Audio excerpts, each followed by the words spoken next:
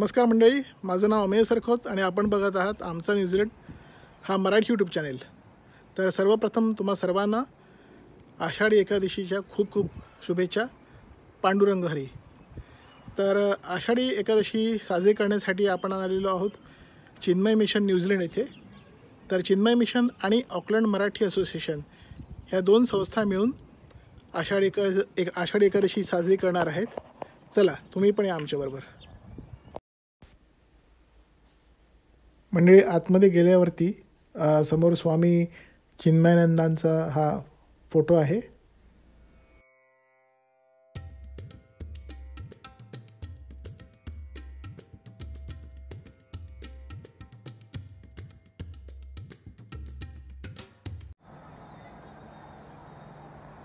तर मंडळी, Chinmay मिशनचा Auckland New Zealand येथील हा सेंटर आहे।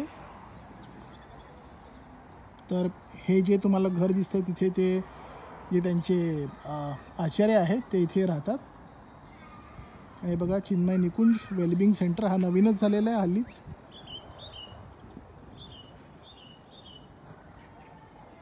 तर इथे वर्षभर अनेक ॲक्टिव्हिटीज होत असतात चिन्मय मिशनमध्ये, जसं की लहान मुलांचे संस्कार वर्ग, भगवद्गीतेचे क्लासेस, उपनिषदचे क्लासेस व अजून अनेक कार्यक्रम इथे होत असतात, जेणेकरून इकडचे हिंदू आपल्या धर्माशी संस्कृतीशी जोडून राहतील।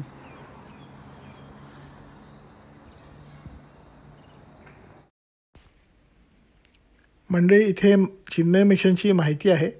त्यांच्याकडे वेगवेगळ्या वयोगटाप्रमाणे क्लासेस असतात वेगवेगळ्या विषयांवरती। अगदी छोट्या मुलांपासून ते युवकांपासून ते अगदी मोठ्यांपर्यंत सगळ्यांसाठी क्लासेस असतात, त्याची ही माहिती आहे।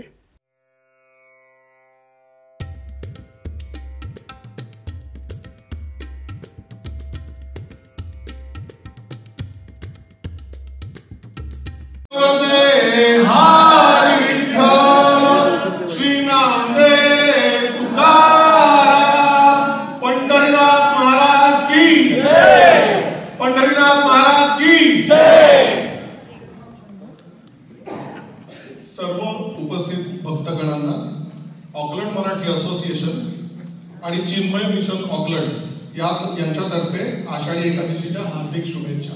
संतांच्या ज्ञानाचा आणि विठ्ठल भक्तीच्या महासागराचा उत्सव संत तुकाराम, ज्ञानेश्वर महाराज आणि इतर माऊलींच्या भक्ती मार्गाने आपल्याला विठ्ठलाशी जोडते।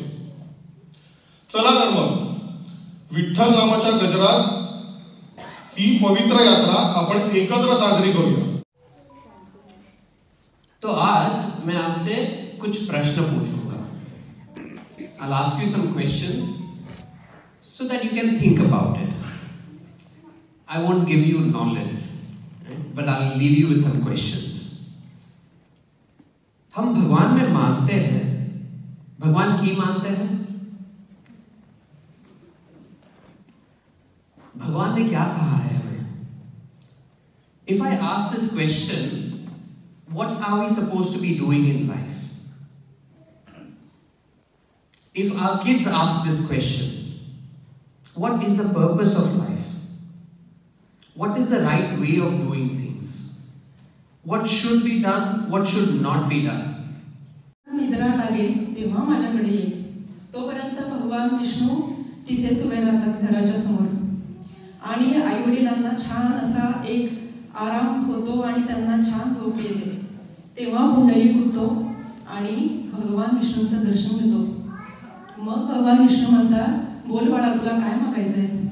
मग ते म्हणतात, जसा तू माझ्यासाठी धावून आलास तसाच मला आशीर्वाद दे की याच्यानंतर जो कोणी तुझ्या दारात येशील त्याचे तू लाड पुरवशील। भगवान विष्णू हसले आणि म्हणाले, जय जय राम।